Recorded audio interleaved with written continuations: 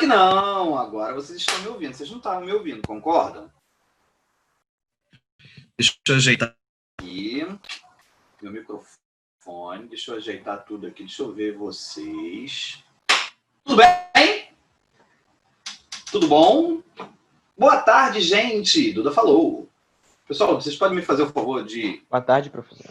Muito obrigado. Quem me deu boa tarde? Boa tarde tão bacana. Então... Boa tarde. Eu, Gabriel.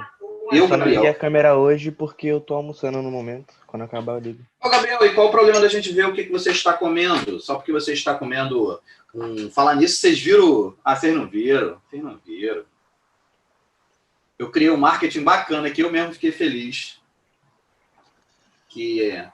Ah, eu vi. Eu vi, Daniel, eu vi. O do... Eu até repostei. Eu vi também. É ensino gourmet. Uhum, eu vi. Gostaram do pica de geografia refogada, história ao forno, e agora o melhor de todos, cara, muito bem bolado, foi matemática ao ponto. Cara, muito show. Eu acho que português ao ponto ficaria mais genial. Porque... Ficaria, é verdade, mas tem ponto na matemática também, no estudo da geometria. Sim, mas você quando pensa ponto, você não pensa em matemática, você pensa em português. Eu não sei, eu acho que você pode ser que pelo não. Pelo menos eu, quando falo ponto, eu penso em português. Ponto final de interrogação, ponto de exclamação. Mas e um ponto na reta? E quando eu falo, qual é a distância entre dois pontos? Sim, mas a primeira coisa que vem na minha cabeça é português. Então tá, então. Vou acreditar. E o outro que eu coloquei foi... Soufflé ao molho português. Geografia refogada. Filé de química. Ah, filé de química é show. Uhum. O soufflé ao molho português também foi genial. Bacana, bacana. Eu não sei por causa de que eu fui dormir e acordei com isso na cabeça. Aí agora eu vou fazer um de filme. Série da Netflix. Tô aceitando sugestões aí. Se vocês quiserem pensar aí. E depois eu vou fazer um de games. Entendeu? Aí eu já sei qual vai ser. Nossa, vai ficar muito bom. Vai ficar muito bom. Cara, o de game vai ser matemática, viu? Não tem o Resident Evil? Vai ser matemática Evil. Matemática do mal. Matemática é sempre do mal. Crianças, agora que eu já fiz o meu marketing, vamos à aula. Eu lembro claramente, pega o caderno. Eu tô com o meu caderno aqui, ó. Com o meu caderno. Tá pensando o quê? Que eu não escrevo, não? Ó, tem até as paradinhas aqui, ó, pra marcar aí ó, do lado, ó, que bacana, ó. Tudo escrito, ó. Vocês têm que ter um caderno assim, igual o meu. Tá pensando que eu não estudo para dar aula? Eu também estudo. Pega o seu caderno e vamos continuar a aula de iluminismo. Lembra que a gente estava estudando iluminista? Quem lembra aí? O pessoal fez uma pergunta. Sim, eu tava, se eu não me engano, o senhor parou... Ah, esqueci. Eu vou falar sobre os iluministas hoje. Uhum. Sim, o senhor passou... Tipo, a definição de iluminismo, todo o negócio em volta, para depois falar dos pensadores iluministas. Chegou a falar também do século das luzes. Uhum. Então, iluminismo, século das luzes, é a mesma coisa. Você lembra da palavra que eu falei que marca principalmente a ideia do iluminismo? Qual é a palavra? Iluminar? Não era isso, né? Não. Clarear. Tem uma palavra-chave que é a base do iluminismo. Clarear? Não tem a ver com clarear. Iluminar quer dizer trazer a luz, né? Deixar as coisas claras. Mas eles acreditavam, os iluministas, que o que deixaria as coisas claras? Era o pensamento baseado na ciência. Na razão. Não é ciência. Na ideia? Alguém? Não é na ideia. Razão! Quem falou? Hã? Quem falou Maria razão? Alice. Ah, só podia ser Maria Alice, cara. Razão. Então, toda vez que você lembrar de iluminismo, você lembra de? Razão. Razão. E ela também está ligada à liberdade, né? Que o senhor mostrou aquela imagem. Eles defendem a liberdade. E aí a gente vai aprofundar isso. Mas tudo baseado na ideia do pensamento racional, que é oposto ao pensamento baseado em emoção ou fé. O pensamento racional não é um pensamento baseado em emoção E não é um pensamento baseado em crenças. Ele é baseado o quê? Em algo que eu consigo comprovar, em algo que eu analiso com calma e vejo, bom, isso é isso mesmo, não tem uma outra visão. Tudo que abre margem para várias visões não é racional em termos de pensamento. Entenderam ou não entenderam? Sim, o Entendi. senhor também deu o exemplo da ponte na aula passada. Dei qual exemplo? Me explica, por favor. Da ponte. Lembra? Não. Me lembra aí. O senhor estava explicando sobre uma ponte que a pessoa queria construir. Aí o senhor perguntava, por que a senhora perguntava, por que você vai construir essa ponte? Aí o senhor explicava assim, porque eu E senti Maria do Alice? coração. Falhou. Oi? Aí o senhor falava assim, porque eu senti do coração. Isso daí não é uma explicação favorável. Tem que ser baseado em algo concreto. Uhum. Então, igual o senhor explicou. E o senhor também deu uma outra explicação falando que vai ser melhor para a economia das cidades. Isso é o pensamento racional. Isso é o pensamento racional, não é o pensamento baseado numa coisa que você acredita ou numa emoção que você está tendo, né? O pensamento racional acaba sendo o pensamento científico, né? A ciência se baseia na razão, não ao contrário, tá? É a ciência que se utiliza da razão. A Maria Alice fez assim para mim, eu gostei. Vou compartilhar aqui minha tela para vocês me acompanharem. Aqui, ó. Não, não é esse. Esse aqui é da outra turma. É este, não é esse. Esse aqui é o exercício, é esse. Vamos falar então dos iluministas, tá? Deixa eu pegar aqui o primeiro. Não, não é esse, não é esse. Eu já tinha falado do René Descartes, falei do Diderot e D'Alembert, que eles criaram a enciclopédia. E agora eu ia falar dos principais pensadores iluministas, que eram esses daqui. E não, filho, peraí. Não é isso. Viu como é que eu não sei mais mexer nesse negócio? Do slide atual. Esse. Bom, então vamos nos prender aos pensadores iluministas. Pega aí o seu caderninho, escreve aí os principais pensadores iluministas, tá?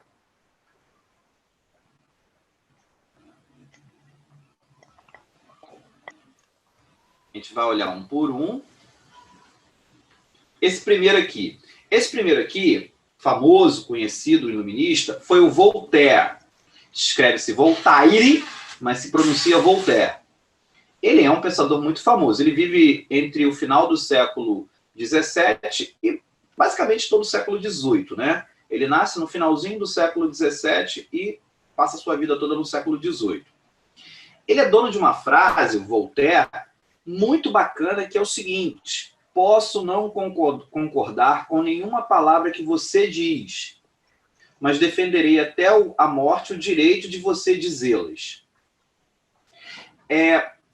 Esse princípio de liberdade de expressão, que é a máxima que o Voltaire defende, é um dos pilares do que a gente vai chamar hoje de democracia. A democracia, que é um regime político do nosso tempo, né, do nosso país, nós vivemos hoje numa república democrática, tá, crianças? Um dos pilares da república democrática é o fato da gente eleger o nosso governante. Né? O governante no Brasil, desde 1989, é eleito por voto popular. E esse é um dos pilares, o fato da gente poder eleger o presidente. Outro pilar é a liberdade de expressão. É você poder dizer o que você pensa, tá? E quem é que defendeu isso? O Voltaire. Por quê? Porque na época em que o Voltaire defende essa regra, ele vivia um regime absolutista, onde o rei dava a palavra final e ninguém podia questioná-lo. E se você falasse alguma coisa contra o rei, você poderia ser, por exemplo, punido com a morte pela vontade do rei, porque não havia uma lei ou uma justiça que defendia o seu direito de pensar de maneira contrária. Tá bom? Beleza? Voltaire ele é o primeiro que defende que ideias contrárias precisam ser debatidas e discutidas para a gente chegar a uma ideia mais aprimorada. Essa era a visão do Voltaire. Vocês concordam com ele? Ou vocês acham que a gente precisa eliminar as pessoas que pensam diferente de nós? Concordo totalmente com ele. Concordo. As pessoas têm direito de pensarem diferentes? Uhum. Me dá um exemplo. Óbvio. Eu acho que a Terra é azul, mas alguém fala que a Terra é roxa. Você acha que é biscoito, eu acho que é bolacha. Não, aí eu não concordo com o negócio da Terra, não, filho. O negócio da Terra não dá para você debater, porque a Terra é azul. Se ele falar que é roxa, ele está mentindo. Não é isso que o Voltaire defende. O Voltaire defende que a gente pode ter visão diferente. Por exemplo, todos gostam de gelatina? Não. Todos têm a mesma religião? Não. Então a pessoa pode ter uma religião diferente da minha? Pode. Se eu tiver direito de defender a minha religião, ele tem direito de defender a dele? Uhum.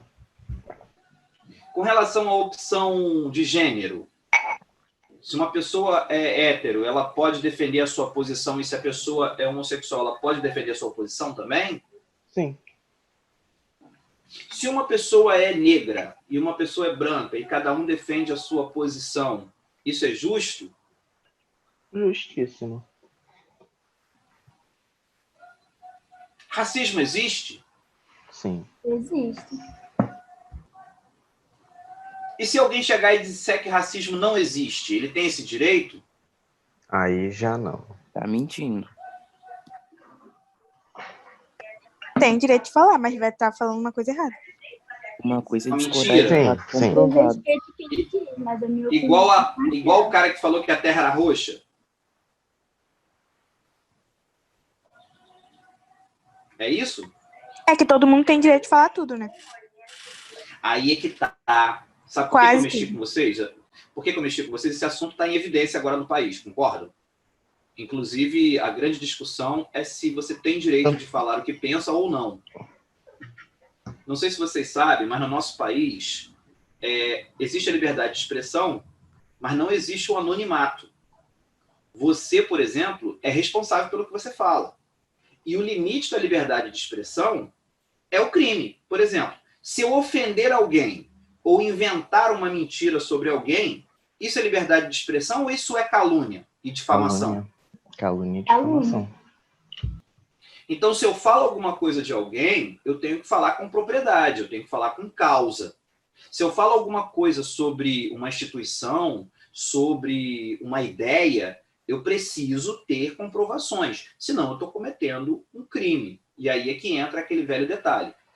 Você tem liberdade de falar o que você pensa, mas você vai ser julgado pelo que você fala.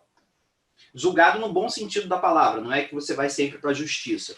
Julgado que as pessoas vão dizer assim, poxa, peraí, mas isso que você está falando é uma coisa que está levando o outro a uma situação de degradação. Então, a liberdade de expressão é aquela velha máxima, né? A minha liberdade vai acabar quando começar a sua. Né? Então, eu não posso ir além daquilo que... Porque as pessoas confundem liberdade de expressão com liberdade do que pensam. Né? Eu penso. Não é porque você pensa, filho. Você tem a liberdade de falar o que você pensa, desde que o que você pensa não seja ofensivo, não seja destrutivo, não seja uma calúnia, não seja uma difamação. Lembrando que a gente está vivendo num período muito interessante, que é o período da fake news. Né? As redes sociais elas são muito poderosas, chegam a milhões de pessoas muito rapidamente, e tem muita gente se aproveitando disso para criar notícias, informações, ideias que são falsas. Tá? E eu fico muito preocupado como professor de história, de filosofia e de sociologia, porque é muito fácil a gente se enganar. Né? E a gente demorou tanto tempo a ter voz para agora as pessoas usarem essa liberdade em prol de uma enganação. E isso é preocupante para nós e para todos. Estou falando de ideias como, por exemplo, das pessoas começarem a inventar que coisas curam a Covid-19, né? Eu já vi, por exemplo, isso eu vi, não sei se vocês já viram. Eu vi lá que dizem que, como é que é? O chá da casca do abacate, misturado com não sei o que, cura a Covid-19. Mas ninguém quer divulgar isso. Eu fico assim pensando, quem que cria isso? Já viram alguma dessas ou não? Ou só eu que vi? Eu já vi meme. Ah, já viu meme, né? Mas não viu a série. Né? A série não. É, eu vi a série. Tem algumas pessoas que ficam falando na internet, um monte de coisa. Bom, então a gente já entendeu que Voltaire era um cara que defendia a liberdade de expressão e ele tem essa frase muito bacana. Na verdade, o nome de Voltaire, ele era francês, né? Era François-Marie Araud, né? E ele tinha o pseudônimo, né? Voltaire. Defendia a liberdade de pensamento, a igualdade perante a lei e a tolerância religiosa. Liberdade de pensamento em sua expressão, igualdade, que todos fossem iguais perante a lei, não era assim na época que ele vivia na França, e a tolerância religiosa, que também não era assim, já que existia uma religião oficial na França. Criticava a igreja e o absolutismo monárquico, propondo a participação da burguesia esclarecida no governo. Porque naquela época, quem governava era o rei e as pessoas que ele colocava lá, e todas essas pessoas eram nobres. Não havia participação popular, não havia participação dos burgueses, muito menos dos camponeses ou outro qualquer que não fosse um nobre na política. E Voltaire defendia que todos os representantes de todas as camadas da sociedade deveriam estar discutindo sobre o futuro da própria sociedade, ou seja, na política. E vocês entenderam, não entenderam? Uhum. Jean-Jacques Rousseau, outro iluminista, viveu também, foi contemporâneo de Voltaire. Deixa eu ver o que escrever aqui para mim. Manga com sal. Ah, essa aí manga com sal é gostoso, já comi várias vezes. Manga verde, porque madura não é bom não. É gostoso. Oh, meu Deus, acabei avançando. Jean-Jacques Rousseau, ele vive do início do século XVIII até o fim do século XVIII, né? 1712 a 1778. Ele tem um livro muito bacana chamado O Contrato Social. Eu tenho até esse livro aqui. Está bem por ali. É uma das leituras obrigatórias do curso de História, né? O Contrato Social, ele é um livro que começa explicando, segundo a visão do Rousseau, que todo ser humano nasce como se fosse puro, inocente. O homem nasce bom. O problema é que, vivendo em sociedade, o homem vai aprendendo a partir da cultura, o convívio com a sua família, mais tarde o convívio com a sua comunidade, né, com a escola, com as pessoas da rua, com os amigos. E aí a pessoa vai aprendendo coisas que não são boas e acaba cometendo atos que não são bons. Ele afirma que todo homem nasce bom, puro, inocente, e que a sociedade o corrompe. Então, o problema dos males da sociedade está dentro dela mesma. A melhor maneira de você resolver esse problema seria você curar da sociedade aquilo que transforma os homens bons em homens maus. Pergunta: vocês concordam com Rousseau? Vocês acham que as pessoas nascem boas ou tem gente que nasce já com mal dentro dele? Não, acho que eu concordo com ele. Tem gente que já nasce mal. Você acha que tem gente que nasce mal? Não, eu acho que não, porque a pessoa nasce... Nunca vi uma criança, tipo, recém-nascida que nunca teve contato com nada mal fazer uma maldade, por exemplo. Ela faz algo ruim... podem ter tendências. Não, aí a tendência já é por influência do convívio Mas se dela. isso não for desencadeado... Não, tendência psicológica mesmo, tipo... Mas ela não vai nascer com essa eu esqueci. tendência, ela vai desenvolver durante o convívio. Isso é uma coisa interessante que Gabriel falou. Certas pessoas ela nasce com isso, mas nasce com isso... Tem, tipo, problema no cérebro que lhe dá falta de assim empatia. já é outro... Aí já é um distúrbio mental, não é mas dela. Isso não quer dizer... Isso continua sendo... Certas pessoas podem nascer com menos empatia que as outras, dependendo. Sim. Mas você sabe que, mesmo isso é verdade do que você está falando, mas mesmo assim, nem todas essas pessoas, aliás, uma parcela pequena dessas pessoas se tornam assassinas, por exemplo. Sim, e se uma pessoa nasce, tipo, desde o começo você percebe que ela tem tendências assim, se você influenciar ela, ser uma pessoa boa, ela não vai se tornar um... Quer ver uma coisa aqui que o João Vitor acabou de falar? Ó, João Vitor, isso aqui eu não concordo muito com você, não. Biologicamente, certas pessoas nascem com tendências agressivas? Não.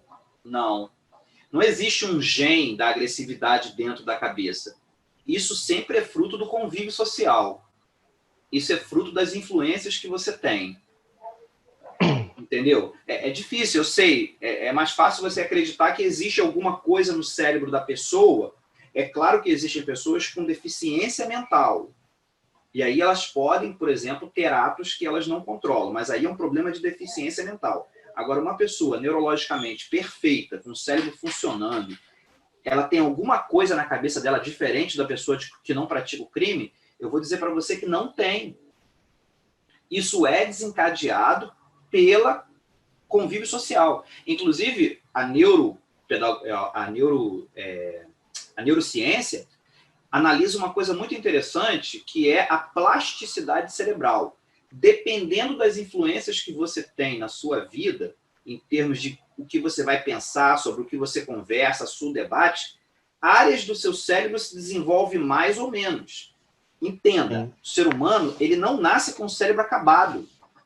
Ele vai construindo a parte física do cérebro ao mesmo tempo que ele está convivendo com as outras pessoas.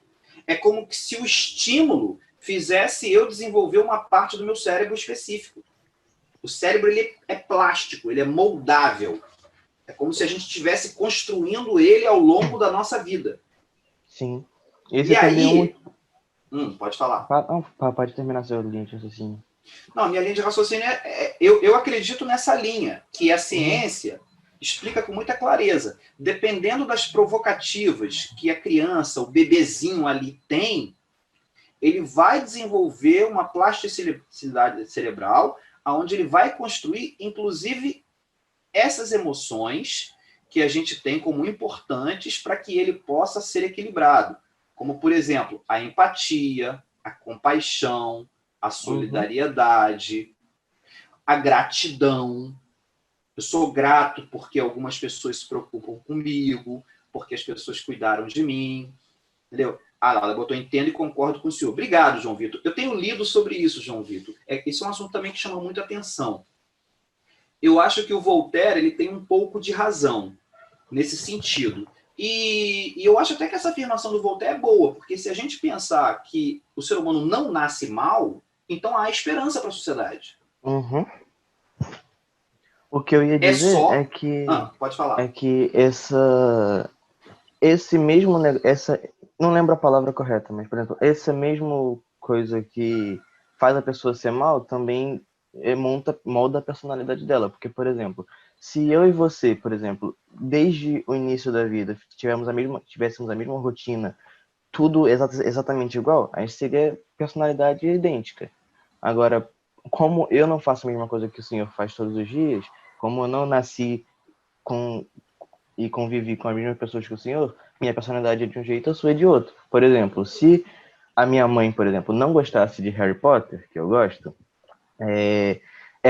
eu provavelmente não iria gostar, porque ela desde sempre assiste comigo perto, aí eu também gostaria, mas o senhor entendeu o que eu tô querendo dizer?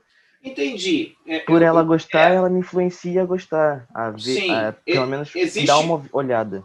Existe uma influência, mas também existe uma coisa dentro de cada um de nós que é gosto. Uhum. Pode ser que naquele momento que você viu aquilo não te chamou atenção.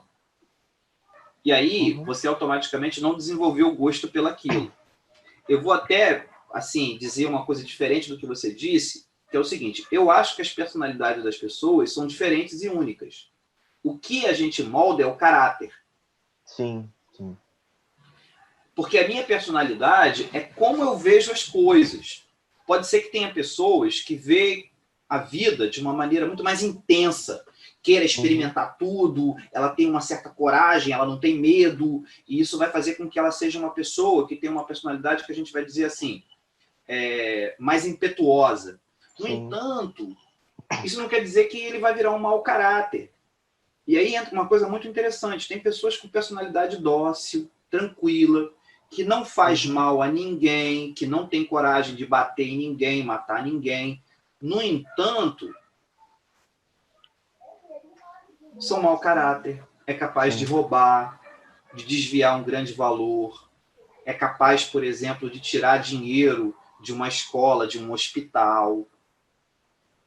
Então, assim, a personalidade, ela não te livra do caráter, de um mau caratismo, por exemplo. E aí Voltaire teve a seguinte ideia: se eu sei que a sociedade corrompe os jovens, as crianças, eu vou criar um conjunto de leis que vai estipular o limite da que a sociedade pode cumprir, chamado de contrato social. Seria uma constituição, essa foi a ideia do Jean-Jacques Rousseau.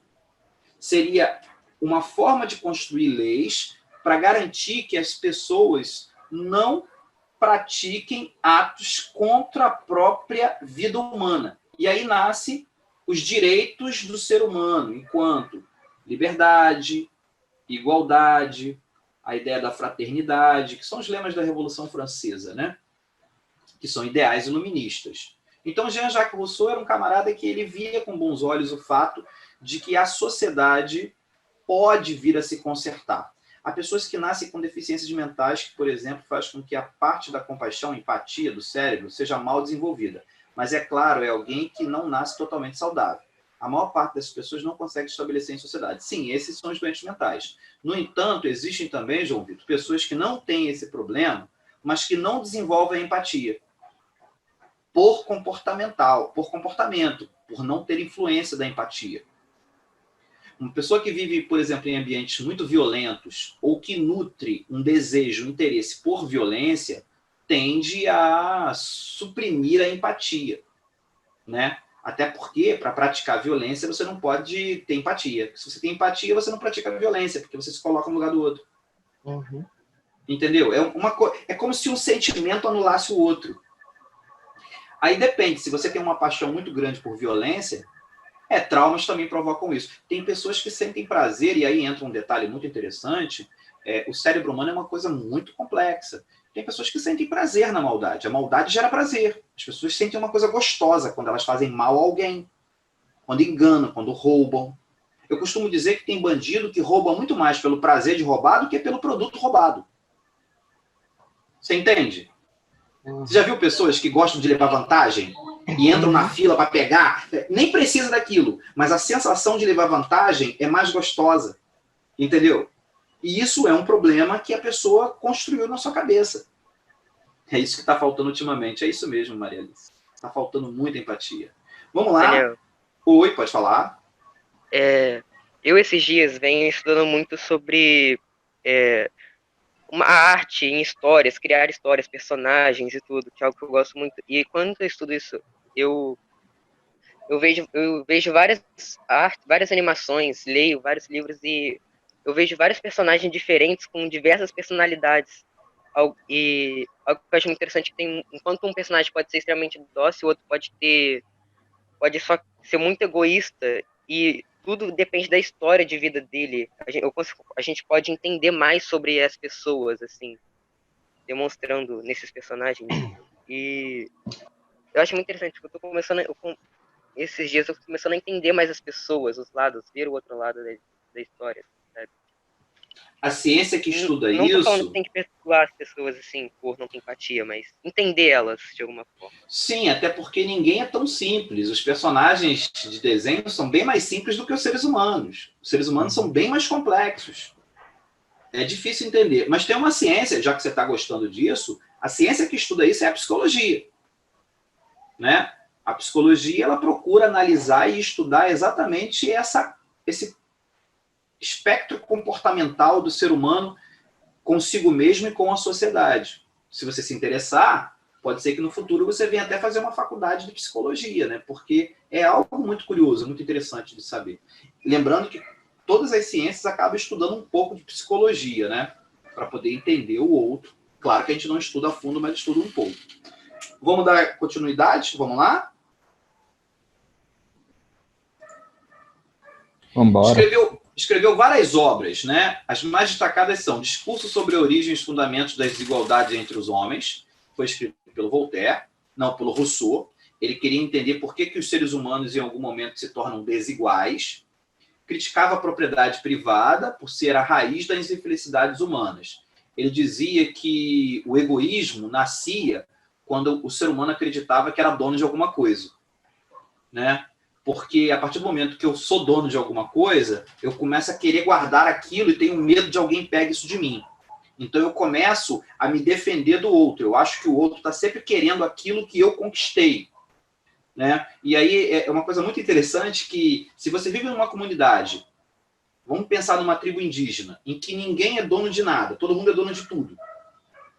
Se você caça um animal e traz para a tribo, todo mundo come. O rio está ali, é de todo mundo, as ocas estão ali, você pode dormir onde você quiser. Não existe um dono de alguma coisa. Então, nessas comunidades, segundo a visão do Rousseau, não vai nascer o egoísmo, porque ninguém ainda teve a ideia de propriedade. Já na sociedade em que ele vivia, ele dizia que um grupo de pessoas pequenas que acabaram conquistando um território se acharam donos daquilo ali e começaram a se achar donos das terras, consequentemente dono dos frutos, consequentemente dono daquilo que era construído, consequentemente dono do dinheiro, até chegar ao ponto e o absurdo de ser dono de outros seres humanos. Que é o caso da escravidão. É alguém. E aí ele diz que nasce todos os males, tanto para quem sofre a opressão, quanto para quem oprime, porque ambos vivem numa situação de conflito.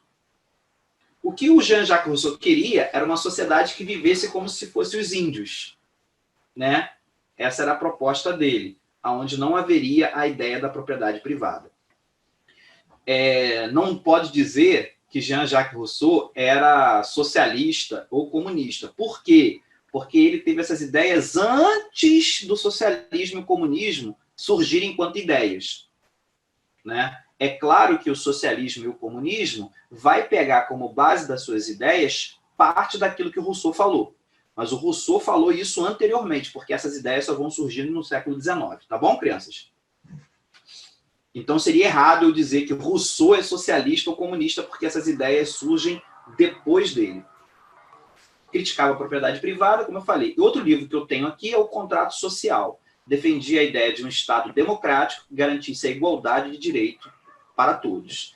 Nesse ponto aqui, as principais economias hoje do mundo, os principais países do mundo, acabam sendo democracias que tentam defender o direito de todos. É claro que numa sociedade complexa é muito difícil, né? A gente sabe que existem desigualdades não só financeiras, como também a questão da intolerância religiosa, o racismo, a questão do desprezo pelas pessoas mais humildes. Existe uma série de problemas. Mas a gente tem que continuar lutando para que a lei seja igual para todos, e não que ela seja apenas usada por alguns e os outros não tenham acesso à lei.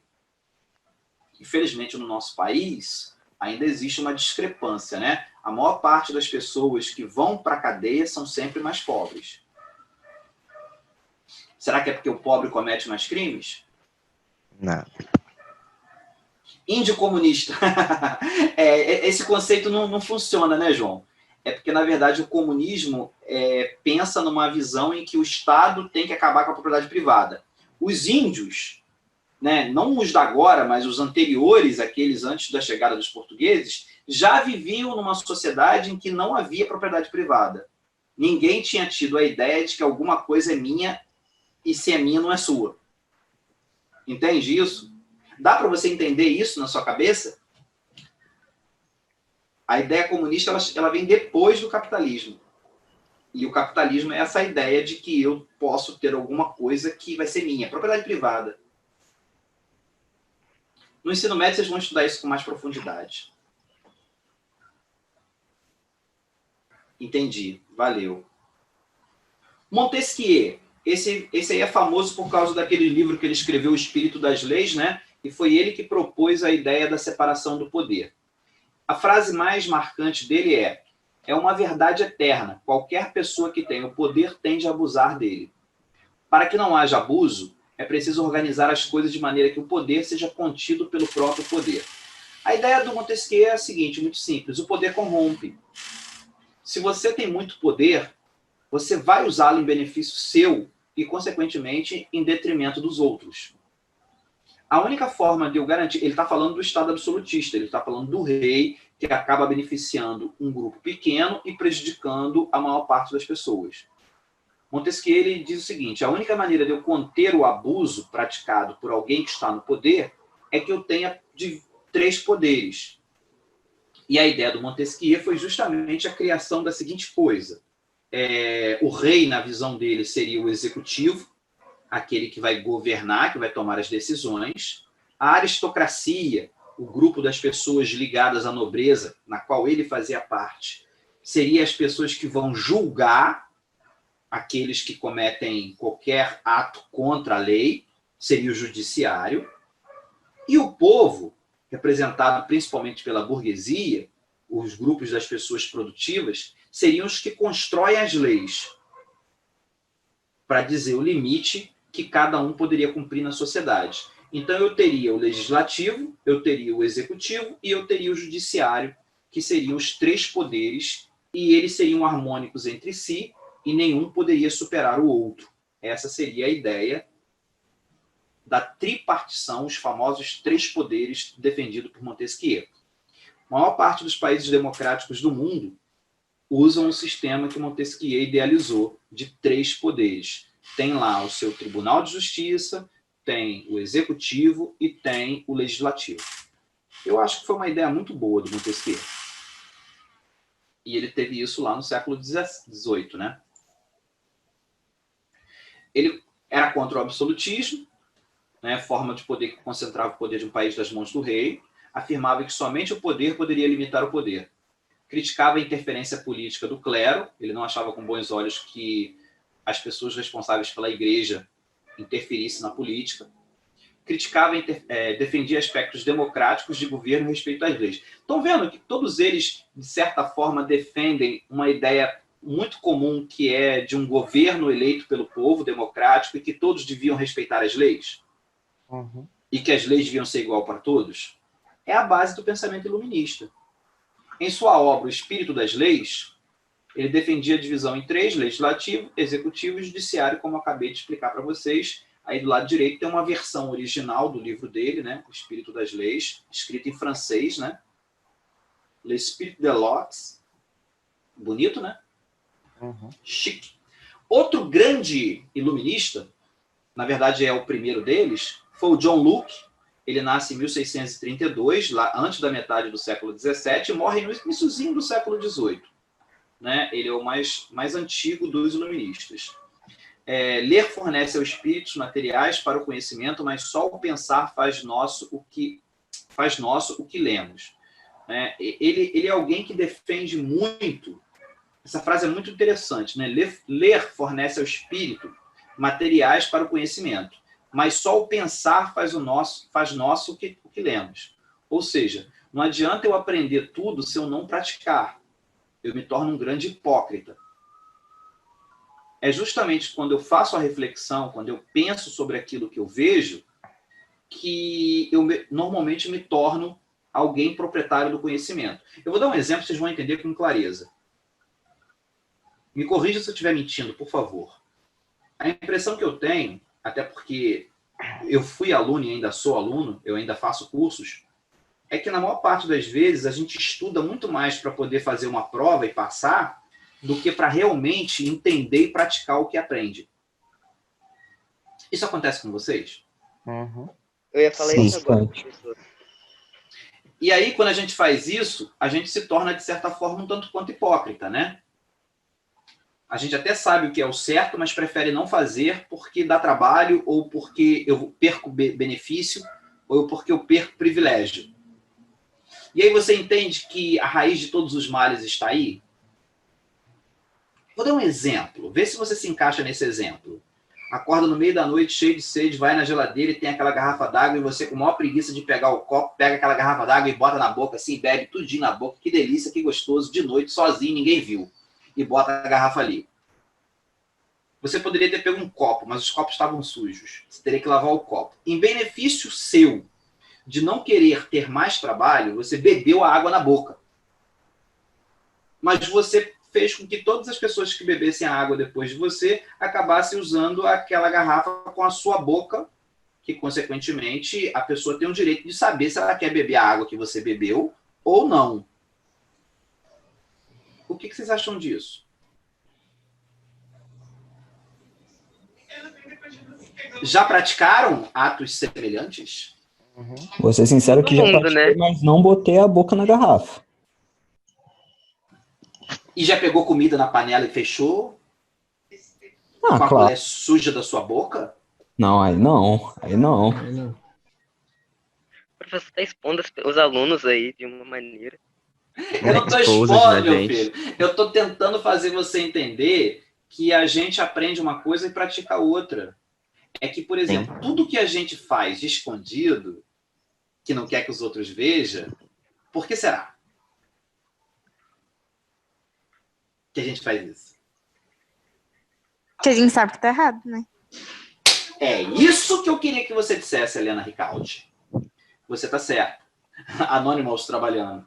Na verdade, eu tô querendo mostrar para vocês que há muito tempo atrás os pensadores chegaram a essa conclusão. A gente não pode ser hipócrita. A gente tem que entender o que é a verdade. E a verdade é que a gente vive em conjunto. E se a gente vive em conjunto, a gente tem que respeitar e fazer as coisas de acordo com aquilo que os outros esperam que a gente faça. Senão a gente acaba se tornando um grande hipócrita. O problema é que a gente vive numa sociedade em que muita gente, se não todas, praticam atos que não faria se estivesse em público. Às vezes eu tenho a sensação de que a gente vive numa sociedade de hipócritas. Ah, mas a gente vive, né? Porque todo mundo é hipócrita em algum ponto, independente. Esse que é o problema, filho. E como que a gente resolve isso para a gente viver numa sociedade melhor? Porque a gente acaba prejudicando o outro. É complicado. A gente sempre tem que rever os nossos atos antes de fazer. Só que muitas vezes as pessoas têm até preguiça de rever os atos. É porque perde benefício. É porque perde benefício. Por exemplo, por isso que tem muitos adultos que furtam a luz elétrica, que não tem problema, por exemplo, em cometer algum tipo de delito em relação a não pagar uma coisa que tem que ser paga. Fazer esse tipo de ações longe de olhos de que nos criticam deixa mais confortável. Claro, porque você usufrui do benefício de algo que você acaba prejudicando o outro. Era disso que o John Locke estava falando.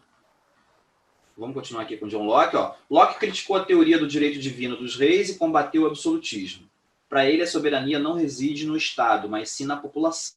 Dizia que o poder vem das pessoas e não do rei. Admitia sua supremacia, mas este deveria respeitar as leis natural e civil. Zelar e defender os direitos naturais do cidadão, senão o povo poderia destituí-lo. Defendeu a separação entre igreja e Estado e a liberdade religiosa. Acreditava que a mente de uma pessoa, ao nascer, era uma tábua rasa, muito parecida com a ideia do Rousseau, né? Espécie de folha em branco, e somente com as experiências vividas é que se adquire conhecimento e personalidade. Outro pensador que pensa da maneira de que o cérebro, ele nasce purinho, e que é justamente o nosso convívio que vai construindo em nós o bom cidadão e o mau cidadão. Alguém aí falou do Harry Potter? Foi você, Gabriel, que falou do Harry Potter? Fui eu. Então, Harry Potter é uma história muito legal porque, na verdade, conta exatamente essa saga. Uhum. A grande brincadeira do Harry é descobrir se ele é do bem ou do mal, né? Até Sim. porque uma parte do mal, não estou dando spoiler, uma parte do mal está dentro dele, né? Então, ele precisa saber, e ele descobre, com o tempo, que tudo depende das escolhas que ele faz. Uhum. Depois do que o senhor disse, o que eu tinha dito antes, eu acabei de pensar em outra coisa. É como se fosse, por exemplo, uma fábrica produz, sei lá, vários discos de vinil. Todos são de vinil, só que, tipo, cada um de um jeito diferente, por exemplo. Aí, quando você vai botar uma música nele, você faz uma ranhura diferente para cada disco.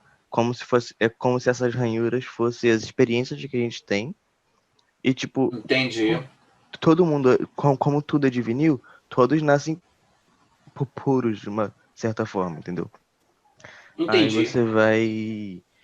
Com as ranhuras, você vai... São as experiências, aí... Acho que deu pra entender o que eu quis dizer. Deu, aí a gente se torna diferente por conta Sim. dessas experiências. É uma Sim. boa explicação. Ô, professor, Pode falar. eu assisto um anime que ele conta, que ele passa na época, tipo assim, a gente pode dizer que ele passa na época de rei, dos reis, que na verdade não se passa, porém a história aparece, tem existência de reis. E nessa história eu acho, tipo assim, muito mágica, podemos dizer assim, né? Que nesse mundo há titãs, assim, em volta, e eles vivem dentro de muralhas, nesse mundo. E o rei é o que fica mais seguro. Lá no meio de todas as muralhas, ele é o que fica mais seguro e tem toda a comida. E todas as outras cidades têm uma escassez de comida ao longo que vai se afastando do rei. E, tipo, o rei, a gente pode ver os dois lados. A gente vê o lado de quem fica seguro e de quem não. Todos têm uma opinião própria. E não existe muito bem um lado certo e errado, assim, porque todos têm uma hipocrisia. Porque na mesma hora que tem chance de roubar comida, não há uma pessoa que não roube, assim, porque é uma escassez muito grande. E eu acho isso que conta muito o absolutismo. Os reis gordos, todos os gordos, os reis, e quem mais se afasta, mais magro mais fraco. Interessante que esse desenho ele faz uma certa alusão à sociedade. A sociedade é mais ou menos assim, né? Algumas pessoas têm mais acesso à proteção e outras menos. Algumas pessoas são bem privilegiadas. E o que me deixa triste, complementando o que você falou, é que muita gente que é privilegiada acha que tudo que conquista é mérito, é meritocracia. Ela não enxerga que é privilegiada e fica abismada quando outras pessoas não conseguem. Entende? Eu fico muito triste quando eu vejo uma pessoa, principalmente um colega professor, criticando as pessoas que não têm inteligência, xingando elas de burras, dizendo como que um ser humano pode ser tão imbecil. Meu filho, você não está enxergando o seu privilégio. O fato de você ter conseguido estudar, de você ter tido chance. Será que a gente pode dizer que as outras pessoas têm as mesmas chances? Então, não enxergar os seus privilégios, que talvez seja essa a ideia aí do desenho, é uma grande ignorância que muita gente pratica achando que é mérito seu. Ah, não, porque eu venci. Será que você venceu mesmo ou você tinha toda a comida perto de você? E aí foi fácil vencer? Isso é difícil, né, de enxergar. Vocês se acham privilegiados? Falem para mim. Eu me acho, porque a gente podia muito bem ter nascido em algum país de guerra ou de fome, em algum lugar em algum país? precário. Deixa eu falar com você. Você acha que quantos jovens estão estudando no Brasil hoje? Poucos. Escolas públicas, pelo que eu vi, não particular. podem. Escolas públicas não podem porque muitos não têm acesso à internet. Detalhe, não só de escola particular, que tem escola particular, Helena, que não está funcionando. Ou está funcionando em um regime pior, usando texto só. Ou também tem, professor, umas escolas que eu fiquei sabendo que não é por conta de ser particular, mas que ela é particular e que deu recesso. Tem escola, por exemplo, que está gravando vídeo, botando no YouTube. Né? Então depende da tecnologia. E detalhe, essa tecnologia não depende só da escola. Se vocês não tivessem acesso à internet, se vocês não tivessem celular, pode ver, a grande maioria de vocês está usando um equipamento próprio, não é da mãe ou do pai. A não ser alguém que está usando um computador aí, que normalmente é da mãe e do pai. Mas todo mundo tem um celular, todo mundo tem acesso à internet, né? Pode ser que um ou outro não tenha, mas a maioria de vocês tem. Já na escola pública, então isso mostra que a gente vive ainda, em pleno século XXI, uma sociedade em que, voltando ao anime do nosso colega, uns estão próximos à comida, que seria essa tecnologia, esse acesso todo, e outros estão bem afastados. Essa que é a sátira desse... Gostei. Como é que é o nome desse anime, filho? Attack on Titan, que é Titã de Ataque. Vou procurar e vou ver. É muito bom. Eu gosto muito porque ele conta muito o ser humano, que as expressões faciais das pessoas são muito realistas. Assim, eu encontro aonde? No mais YouTube, próximo de alguém Netflix, eu encontro isso aonde? É bem difícil de achar porque ele não tem na Netflix, então tem que baixar algum aplicativo de anime, assim. No YouTube não tem, não? No YouTube eu não sei se tem, acho que não, porque pode dar direitos autorais, né? Pode pegar a monetização e derrubar o vídeo, mas... Tem. Professor, se você procurar, se você jogar no Google Attack on Titan ou Shingeki no Kyojin, você acha. Entendi. Já sei como é que é. Stremio usa. Ah, tem uns aplicativos que conseguem ele. Tá. Vamos lá. Uma nova teoria econômica Jogar esse nome que eu surge. acabei de colocar é mais fácil de achar. Deixa comigo, vou procurar aqui. Vocês estão fascinados pela cultura oriental, né? Cultura coreana, japonesa. Vamos lá. Uma nova teoria econômica. Até o século XVIII, o mercantilismo era a prática econômica predominante na Europa. E vai surgir uma nova. O mercantilismo era aquela em que o rei dava concessão a apenas algumas pessoas a explorar setores da economia. Por exemplo, é como se eu fosse o rei e dissesse assim: Gabriel, você vai ser o único que vai produzir sal. Então, todo o sal que foi explorado e comercializado no nosso país vai ser feito por você. Cauane, você vai ser a única que vai, por exemplo, explorar o couro das vacas. Ninguém pode trabalhar com couro se não for você. Helena, você vai trabalhar, por exemplo, com a produção de soja. Ninguém nesse país pode plantar soja ou vender soja se não for você. Essa concessão que o rei dava fazia com que o rei tivesse amplo controle sobre a economia, porque ele sabia exatamente quem eram as pessoas que produziam o quê. O problema é que isso fazia com que não houvesse concorrência. E se não tem concorrência, eu evoluo a minha capacidade produtiva ou eu continuo produzindo da mesma forma?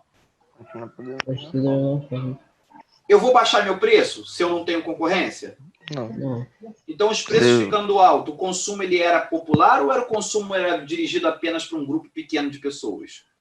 Um grupo pequeno. Então, Até porque se só você faz, você pode fazer mal, mas vai vender muito e pode botar, tipo, um preço muito alto que a pessoa vai comprar, porque é o único que tem. E vai poder explorar as pessoas. E aí é que surge alguns tipos de pensamento econômico que vai tentar quebrar com esse monopólio do mercantilismo, né? E esses pensadores também são considerados iluministas, eles vão questionar. Uma das primeiras teorias econômicas que surge é a teoria da fisiocracia. Deixa eu ver que horas tem aqui, crianças. 52, está acabando. A gente fica batendo papo. A palavra fisiocracia quer dizer governo da natureza. O filósofo economista, os adeptos da fisiocracia, eram chamados de fisiocratas. O que esses filósofos diziam?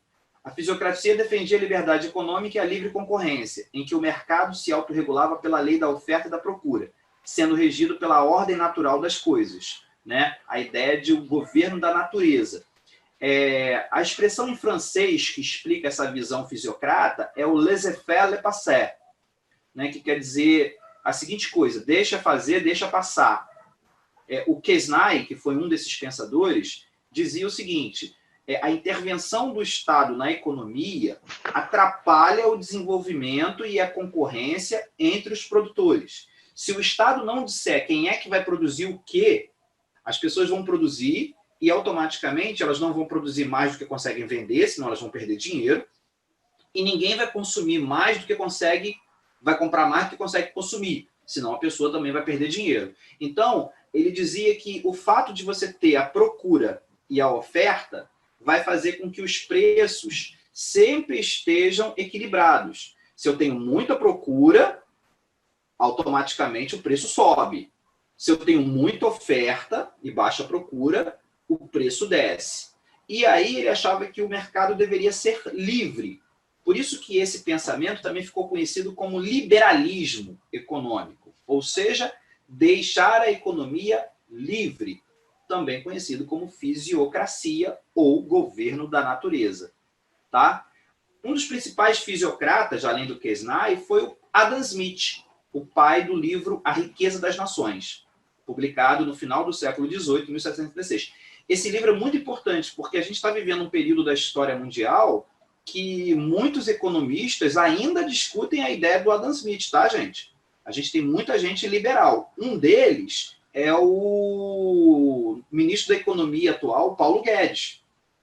O Paulo Guedes se diz liberal economicamente e defende as ideias do Adam Smith, de que o Estado não tem que intervir na economia, que o Estado tem que deixar a economia livre para poder fazer o comércio conforme eles querem. Tá? Se o Estado intervir na economia, para os liberais, ele atrapalha a economia, ele não ajuda. Defendia as ideias de que o trabalho e o acúmulo de capital era a fonte de riqueza, foi o primeiro a estudar o sistema capitalista. É verdade, o Adam Smith foi o primeiro. Ele que teve a ideia de que capital mais trabalho é igual à verdadeira riqueza da nação. Então, ele valorizava o setor produtivo e valorizava o trabalho como a principal fonte de riqueza. Por isso que ele vai, junto com os pensadores iluministas, idealizar uma das coisas que hoje vocês vão ficar bem chateados de saber, a invenção da escola. A escola, ela vai nascer do pensamento iluminista, que é a construção de uma educação que não só vai ensinar você os seus direitos e deveres, como também as técnicas para você se tornar um bom trabalhador, para você se tornar produtivo, em cima das ideias do Adam Smith, de que eu tenho a força produtiva, é uma fábrica, é uma fazenda, mas eu preciso do trabalho. E quem é que vai produzir esse trabalho? A escola, a educação. Vai formar e vai te dar profissões. Não é assim que funciona hoje? A gente não se torna profissional estudando? Sim. Então, foi uma boa ideia dele? Não foi ele praticamente que criou a escola, mas ele criou a ideia de que não adianta eu ter força produtiva se eu não tiver o trabalho. Então, eu preciso também formar a mão de obra, o trabalhador. E quem vai fazer isso é a educação. Então, entendam uma coisa que muita gente às vezes não entende. A educação é um excelente investimento, não só individual, mas como coletivo. Quanto mais pessoas mais bem preparadas, melhor é o trabalho executado pela sociedade para que todos os cidadãos tenham produtos de melhor qualidade. Vocês conseguem entender isso? Sim. Então ele tinha razão em dizer no livro dele esse título, A Riqueza das Nações. Uma nação ela é rica, não é quando ela tem mais dinheiro, mas quando ela tem mais capacidade produtiva, que significa forças produtivas e mão de obra qualificada e trabalhadora. O que está faltando no nosso país? Investir na educação brasileira? Sim. A grande deficiência... Nós somos um país que tem muita riqueza natural, automaticamente a gente tem capital. O que falta é mão de obra e falta também uma outra coisa, que é a distribuição da renda. A riqueza produzida fica na mão de poucas pessoas. Deveria ser distribuído principalmente pelos que produzem, os trabalhadores. Nem que fosse na forma de educação. Entendeu? Para que os filhos desses trabalhadores ainda fossem mais competentes e mais produtivos do que os pais. Essa é a ideia do Adam Smith. A gente tem esse formato, mas às vezes a gente não consegue fazer. Né? Isso é muito interessante. Bom, vou terminar por aqui. Tanto que nos países desenvolvidos, eles investem mais na educação daquele país. É o caso da Coreia, caso do Japão, pós-guerra. Estados Unidos tem uma educação... Estados Unidos a educação não é gratuita, não sei se vocês sabem, né? Ela é paga. Uhum. Mas as famílias... Qualquer pessoa consegue pagar. Bolsas para as grandes universidades. Mas é difícil. Lá existe... A educação básica lá é mais fácil. As universidades é um pouco difícil. Estou falando isso porque, por exemplo, na China, no Japão e na Coreia, eles investem muito mais. A China, então, cara, conseguiu tirar mais de 400 milhões de pessoas na miséria. Nossa. Em grande parte por conta da educação. Isso nos últimos 20 anos, tá? A China é um país que cresceu muito economicamente. Porque investe em educação, investe em capacidade produtiva. A China fez uma coisa muito esperta, né? Atraiu empresas para o seu território e pegou a tecnologia deles. Hoje a China consegue produzir equipamentos de tão boa qualidade em termos de tecnologia, como, por exemplo, a Apple e outras. Sem contar que a Samsung é coreana, né? É uma grande empresa de tecnologia que não está nos Estados Unidos. Isso é interessante. Eu, por exemplo, tenho um Xiaomi, que eu nunca vi um celular tão bom. Xiaomi é bom, Xiaomi é bom, Xiaomi é bom. É chinês, filho. Uhum. Fiquem com Deus. Até semana que vem. Eu acho que a gente aprendeu bastante coisa hoje, não aprendeu? Aprendeu. Faça propaganda do nosso curso. A gente vai ter aulas aos sábados e vai fazer alguns simulados em tempo real dentro da sala aqui. Eu vou abrir a questão, deixar vocês fazerem e aí depois eu entro com a explicação. Semana que vem a gente vai fazer isso em cima dessas últimas aulas que a gente teve. Eu vou selecionar algumas questões para a gente fazer, tá bom? Beleza. Fiquem Tá. com Deus. Ó, Daniel, abração. Fala, Eu quero fala ver o comigo. anúncio lá das matérias em tema de jogo, viu? Pode deixar. Vou ver se eu pego umas criatividades bacanas aí e vou botar. Qualquer coisa. Depois eu peço ajuda a vocês. Ajuda. Pode deixar. Abração, irmão.